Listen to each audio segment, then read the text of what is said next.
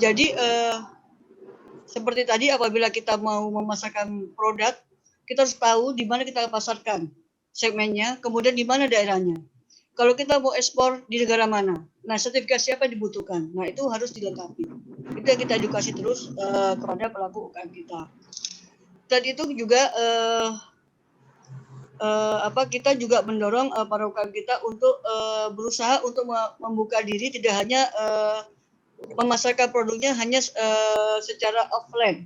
Seperti tadi waktu masa pandemi yang tadi saya sampaikan, banyak hotel, restoran, kemudian catering juga sangat menurunkan jumlah pesanannya, sehingga membuat para UKM kita selama ini kehilangan tempat untuk memasarkan produk. Nah, mulailah untuk ekspansi keluar, mulailah untuk online, untuk memanfaatkan teknologi untuk memasarkan produk itu secara digital marketing. Itu yang kami dorong, sehingga produk UKM kita itu bisa dikenal oleh masyarakat luas. Dan juga yang lebih penting lagi, kita juga selalu mendorong pelaku UKM kita untuk memproduksi produk-produk yang uniqueness, jadi atau artisan. Jadi produk UKM itu kalau dengan industri mungkin kita akan kalah, tapi kita punya keunggulan apabila produk itu kita produksi dengan karakteristik yang kita bangun. Misalkan seperti tadi ikan nila. Kalau ikan nila hanya kita goreng atau kita bakar, itu tidak ada uniknya. Tapi begitu kita rubah dengan kita bikin seperti dengan sereal, minuman sereal, atau dengan fillet atau dengan sebagainya, itulah yang dapat menambah nilai tambah dari produk olahan hasil ikan itu. Mungkin itu aja Bu Moderator. Matur nuwun Bu Eng. Tapi ternyata ini tidak menjadi yang terakhir karena saya ada yang protes ini. Masih ada untuk Bu Imelda dan Bu Ratna nyun sewu dari Bu Nila Rosnilawati. Jadi pertanyaannya ini, untuk ikan mas itu selain dipepes dibuat apa lagi? Mungkin Bu Imelda ini ya. Terus yang Bu Ratna itu gini, kan produknya Bu Nila ini sudah lolos prariset LIPI untuk pengalengan. Apakah bisa dibantu pemasarannya gitu? Monggo Bu Imelda. Ya Bu, seperti dari awal saya cerita itu bahwa ikan itu punya potensi diolah untuk menjadi apapun. Jadi bukan kita jangan pernah berpikir kalau ikan itu hanya disajikan untuk jadi ikan doang gitu ya. Tapi kita harus meng-create itu bagaimana caranya dengan inovasi yang mungkin bisa jadi minuman, seperti kata Bu Ratna tadi, sampai jadi cendol bisa, ya itu bisa Bu. Ya, jadi banyak hal Bu yang bisa kita lakukan dengan ikan. Hanya mungkin biasanya saya juga ngalamin karena ikan itu kita sudah tersugesti untuk ikan itu dimakan asin. Jadi saya lagi berproses mengedukasi bagaimana cara menampilkan itu dengan rasa yang manis dan itu diterima oleh masyarakat. PR berat buat kita, tapi kami coba menjalankan ya dengan beberapa keunggulan yang ada di produk-produk kita ini. Nah, jadi buat Ibu tadi yang bicara mengenai ikan mas diolah apa aja Bu yang bisa dimakan oleh manusia diolah mah, dikemas, yang penting dikemas dengan baik, didistribusikan dengan baik, insya Allah laku selama manusia masih bisa mau makan, pasti apapun itu orang coba. Dan satu lagi tadi ada kekhawatiran kita dengan produk impor. Kita sebagai pengusaha lokal punya keunggulan karena kita mengetahui tes masyarakat kita. Jadi ketika orang ekspor ke tempat kita, seperti produk-produk perikanan dari Thailand, saya sih tidak khawatir Bu, karena biasanya itu cuma coba saja. Karena memang dari tes kita sedikit berbeda. Jadi yakin Bapak Ibu yang para pengusaha UKM di sini dengan kreativitas kita, dengan menyampaikan produk kita dengan baik dan mendekatkan produk kita ke konsumen, insya Allah produk impor itu walaupun berpengaruh, tapi untuk produk-produk perikanan mah insya Allah dengan kita menjaga tes itu masih bisa ada pasarnya menurut saya. Itu Bu. Oke. Terima kasih Bu Imelda. Oh ya, ini Bu Ratna sama Pak Nur Samsu ya. tadi Bu Nila ini produknya sudah lolos pra-riset pengalengan di LIPI. Apakah bisa dibantu pemasarannya? Monggo Bu Ratna dulu. Ya, Bu Nila, kalau dengan perusahaan kami, Ibu, saya juga nggak tahu ikannya apa ya, Bu? Ikan mas. Oh, ikan mas ya. Berarti kalau Iya. saya nggak bisa, tapi nanti mungkin bisa ngobrol-ngobrol apa yang bisa kita diskusikan aja. Kira-kira mau dibikin apa atau bagaimana. Kemudian kalau memang berminat, sebenarnya saya ngelihatnya gini ya, Bu, memang pasar ekspor itu besar ya dan menarik karena dalam bentuk dolar. Tapi coba dibalik, perusahaan kayak bekerja ini berusia udah 32 tahun, tapi tahun 2017 ini 2017 kemarin memutuskan bahwa harus buka pasar di Indonesia. Jadi boleh dibilang mereka aja melihat besarnya pasar Indonesia untuk jualan, bahkan untuk filet yang ya orang bilangnya produknya mahal ya gitu. Tapi ternyata alhamdulillah per bulan bisa 7 sampai 9 ton di retail yang baru Jabodetabek ya, Bu. Jadi mungkin kalau saya sih prinsipnya oke aja kita kalau memang kalau siap untuk ekspor, memang ada beberapa persyaratan yang harus dipenuhi, padahal dengan mungkin keterbatasan kita coba garap pasar lokal ya, domestik ya, ya contoh Jabodetabek aja itu perekonomian Indonesia kan boleh dibilang 80%-nya ada di situ ya, yaitu 60 sampai 80% gitu. Jadi menurut saya ini menarik sekali, banyak yang bisa kita garap di situ dan saya yakin Bu Nila banyak produknya yang bisa dikembangkan ya. Kalau ikan mas tuh orang suka banget soalnya ikan mas kan seperti itu. Jadi potensinya besar gitu kalau menurut saya. Matur nuwun Bu Ratna. Pak Nur Samsu mungkin menambahkan bisa bantu pemasarannya. Ya, baik Ibu. Terima kasih ya, betul yang disampaikan Ibu Ratna. Jadi memang untuk masuk ke pasar ekspor, meskipun itu menarik dan kita harus mendorong peningkatan ekspor, tetapi untuk bisa ekspor kita harus mengokohkan dulu pasar kita di dalam negeri. Ya, karena kalau langsung ke pasar ekspor biasanya kita harus kenal bagaimana berkomunikasi dengan konsumen, bagaimana membuat kualitas produk bisa stabil dan sebagainya. Itu sudah tercapai ya, baru kemudian merambah ke pasar ekspor ya.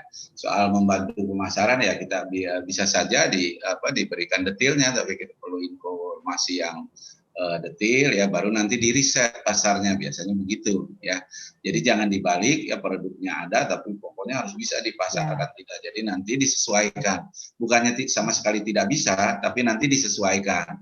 Mungkin ukurannya ya, kemudian kemasannya dan sebagainya, itu yang harus dilakukan supaya bisa diterima di pasar. Itu kira-kira nanti bisa didiskusi. Silakan, tadi saya sudah share nomor WA saya. Silakan, ada alamat email juga di materi saya. Terima kasih. Saya kembalikan ke Ibu Endah. Ya, matur nuwun Pak Nur Samsu. Ya, untuk komunikasi selanjutnya tadi banyak yang minta nomor telepon gitu ya. Nanti bisa di materi Bu Imelda, Bu Ratna dan Pak Nur Samsu ini sudah ada nomor kontaknya, baik email, sosial medianya dan segala macam. Monggo Bapak dan Ibu bisa langsung berkomunikasi di sana. Nah, karena waktu juga sudah melenceng lewat, kita closing statement ya Bapak dan Ibu. Nah, untuk para narasumber dan Bu Eeng, nanti kami persilakan untuk memberikan closing statement. Nah, closing statementnya pertama dari Bu Imelda dulu. Monggo Bu Imelda. Selalu yang pertama nih. Iya, urutannya begitu. Ya, mungkin closing statement dari saya adalah pasar pengolahan ikan ini sungguh banyak dan menjanjikan, dan ini adalah potensi yang oleh UKM bisa dimanfaatkan dengan baik. Kemudian hanya dengan produk-produk yang kita ciptakan dengan baik untuk mendapatkan penjualan yang terbaik. Jadi seperti kata Pak Guru saya, Pak Nur Samsu, yang udah melatih saya beberapa kali ketemu, ekspor Bapak hatur nuhun bisa ketemu hari ini ya. Salut juga buat Bu Ratna, banyak hal yang saya pelajari. Mudah-mudahan Bu, perusahaan saya bisa seperti yang Ibu punya itu. Aduh, subhanallah. Mudah-mudahan suatu saat cita-cita kami juga bisa sampai ke sana. Dan buat UKM jangan pernah takut, jangan pernah ragu. Yang penting dengan kemampuan yang kita miliki kita maksimalkan. Mudah-mudahan bisa perusahaannya bertambah baik. Dan di pandemi ini banyak tantangan yang kita alamin, tapi insya Allah Allah tidak akan memberikan cobaan yang tidak bisa lewati oleh umatnya. Itu mungkin. Terima kasih. Terima kasih Bu Imelda. Monggo Bu Ratna. Ya, terima kasih Bu.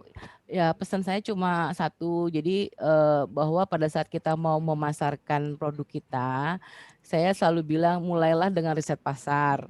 Karena kita yang harus menyesuaikan dengan apa yang dibutuhkan oleh pasar gitu. Sebenarnya kebutuhan itu banyak dan kadang-kadang mereka juga tidak menyadarinya. Contoh kayak kami memproduksi filet. Zaman dulu mungkin filet itu daging ya. Kemudian cuma daging, tapi kemudian beberapa tahun ini ikan gitu. Karena apa? Kebutuhannya adalah orang pengen makan ikan yang nggak mau repot gitu kan. Itu kan kebutuhannya sebenarnya. Jadi menurut saya apapun produk kita pasti bagus, tapi mulailah dengan riset pasar supaya kita tahu siapa target kita, kemudian kita sesuaikan juga baik itu kemasan, harga, dan juga nanti kegiatan apa, promosi yang bisa kita lakukan gitu. Dan harus percaya diri ya, bahwa Indonesia ini alhamdulillah begitu luas, penduduknya banyak, dan sebenarnya potensi pasar yang sangat besar, sehingga orang pun, negara-negara lain pun ingin masuk ke kita. Jadi kita coba garap dulu dan kita yang paling tahu sebenarnya apa sih yang menjadi kebutuhan dan keinginan masyarakat Indonesia. Itu aja dari saya. Oke. Siap Bu Ratna. Nah, sekarang monggo Pak Nur Syamsu, kami persilakan. Ya, terima kasih dari saya ya. Jadi berbisnis di zaman sekarang ya tidak cukup lagi dengan modal nekat, modal kesungguhan aja. Yang penting kesungguhan, zaman dulu kan begitu ya. Yang penting nggak cukup lagi. Sekarang harus punya kompetensi. Kompetensi artinya Ibu dan Bapak harus terus belajar, yang memperdalam, fokus kepada apa yang dibisniskan. Ya jangan tertarik dulu dengan bisnis-bisnis yang lain, kecuali nanti kalau udah sebesar perusahaan yang Bu Ratna tadi itu, nah baru deh boleh mau bikin coba-coba bisnis yang lain. Tapi sementara ini fokus dulu ke bisnisnya, supaya nanti tadi ada pertanyaan yang kita dibanjiri produk-produk asing, satu-satunya cara menangkalnya adalah pengusaha kita sendiri harus punya kompetensi, punya kemampuan untuk bersaing. Ya apapun yang dilakukan pemerintah, kalau pengusaha kitanya nggak bisa bersaing ya susah juga. Jadi harus kitanya yang harus bisa bersaing. Jadi bukan hanya nanti kita bersaing di dalam negeri, tetapi juga di pasar ekspor. Dan teman-teman UKM yang lain juga sudah banyak yang melakukannya. Insya Allah Ibu dan Bapak juga pasti bisa. Insya Allah. Terima kasih. Terima kasih Pak Nur Syamsu. Iya, kita harus semangat untuk itu semua. Nah, yang terakhir closing statement dari Bu Eeng, monggo Bu Eeng kami persilahkan sebagai gongnya ini. Ya, saya hanya ingin mengucapkan terima kasih kepada Pak narasumber, Bapak Nur Syamsu, Ibu Ratna, dan Ibu Imelda, serta Ibu Moderator, Ibu Endawening, yang pada hari ini telah membantu kami dalam mengantar webinar ini sehingga dapat terlaksana dengan baik dan lancar. Kepada para hadirin yang mengikuti webinar ini, saya juga mengucapkan terima kasih dan semoga webinar ini dapat menjadi bermanfaat dan menjadi inspirasi bagi teman-teman kami pelaku UKM olahan ikan, sehingga dapat berkreasi dan berinovasi menciptakan produk-produk olahan ikan yang memiliki karakteristik yang unggul, sehingga itu menjadi kekuatan bagi para UKM dalam meningkatkan daya saingnya di pasar global maupun di dalam negeri. Mungkin itu aja. Matur nuwun Bu Eeng. Mudah-mudahan apa yang telah disampaikan Bapak dan Ibu pemateri ini dapat memberikan motivasi, semangat para UKM pengolahan ikan ini untuk bisa lebih termotivasi, berkreasi di kehidupan normal baru ini untuk menghadapi tantangan di normal baru ini. Nah, alhamdulillah sampai juga di penghujung acara di webinar kali ini. Sebelum saya akhiri, Mungkin boleh kita akhiri foto saya bersama. sebagai Indah Wening, sebagai moderator. Apabila dalam membawakan acara terdapat banyak kesalahan, banyak keguyonnya, saya mohon maaf yang setulusnya. Ya, semoga webinar ini memberikan manfaat, motivasi, semangat kepada Bapak Ibu semua dalam menjalankan usaha dan untuk beradaptasi dengan tatanan baru. Dari saya cukup sekian, semoga bermanfaat. Wassalamualaikum warahmatullahi wabarakatuh. Waalaikumsalam. Waalaikumsalam warahmatullahi wabarakatuh.